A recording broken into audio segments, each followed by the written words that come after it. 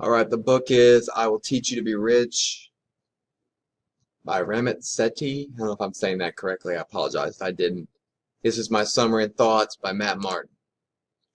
Overview of the book. This is a great, simple beginner's book on how to increase net worth and wealth. A great starting place for people just getting started in life, trying to figure out how they can be successful financially. Simple, easy things that anyone can do.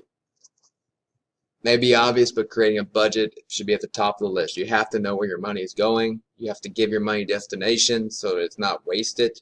You need to take control of your finances. So the very first step to financial well-being and freedom is creating a budget and budgeting where your money goes. That doesn't mean you don't set aside money for fun, for spending and things like that, but you just know how much you're spending on that and you stay with that, and you're setting up money for bills, debts, investments, etc. You want to look for value in life. You want to be frugal, but you don't want to be cheap. You want to live a good life. You want to create and receive value from your purchases, but you don't want to waste money on your purchases. You don't want to overpay for things. So look to be frugal, not cheap. Live below your means, but live a decent quality of life as well. People that are successful giving opens up the pathway to receiving. It allows you to feel abundant. It allows you to feel happy. It increases your self-esteem. So giving freely, set some money aside to give to others, because there may be a time when you need help as well. Of course, you have to invest to become free. You have to start getting your money to work for you in some way or another. Simple ways to invest in stocks are through life cycle indexes. A life cycle index basically does this. It is a managed account of index funds. An index fund is an entire overview of a certain type of stock or industry. And a life cycle index, it takes and buys indexes based on your age, and you set the age that you want to retire or start drawing from your collection of stocks. And it buys stocks based on the risk, what's going on based on your age and how far away you are from retirement. It's a simple way for people to purchase stocks in a way that is safer and managed in a safe way. And if you're buying index funds, the fees will be much lower. You can get ahead on taxes by investing in Roth IRAs. A Roth IRA means that you can invest your money and you pay taxes on it now, but you do not pay taxes on the compound interest that you gain over time. It's a way for people to get way ahead in retirement without getting pummeled by taxes at the end. You could also use a traditional IRA. A traditional IRA allows people to put money away for retirement now and not pay taxes on it till later. It really helps people cut their tax bills during their working careers and saves money for them over the long run. Look to invest 10% of your income. If you can do that, you're starting a really good pathway towards financial freedom if you invest that wisely. And you can really do that simply with these life cycle indexes or just complete market indexes where you buy the entire stock market or the 300 biggest companies in the stock market.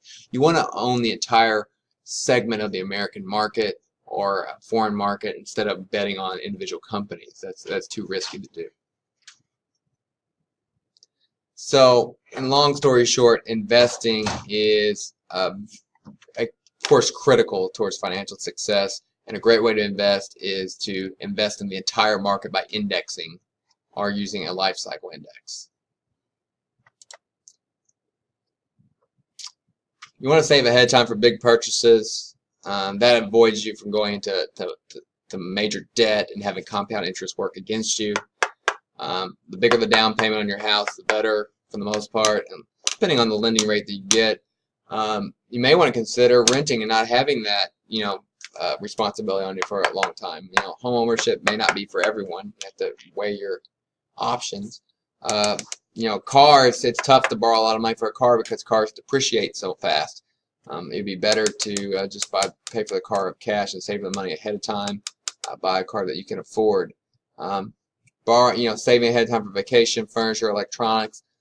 highly recommend it because you don't really want to go into debt in those things, and if you fall behind your payments, the interest rates skyrockets on these things, and it can really put you in a hole that makes it more difficult to move out of. So save ahead of time, and in your budget, you want to have maybe saving for future big expenses as one of your categories. If you have debt, debt's not all bad. It kind of gets a bad rap. If you have debt that is helping you become a better person, helping you get educated, or it's debt that creates income from you, that's a more advanced concept.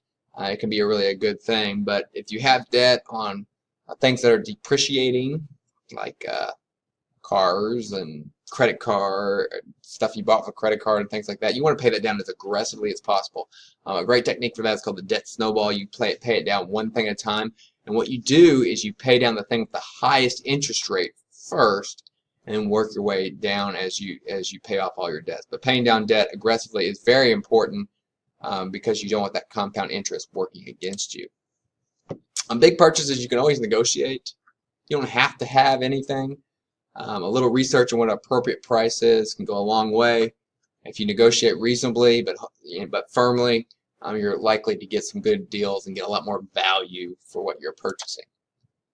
My final thoughts on the book: I think it's a great book for basic finances for people, a great starting point, and from there people can easily understand these concepts and then build off them. So I highly recommend this book, particularly to young people who are just starting their financial journey.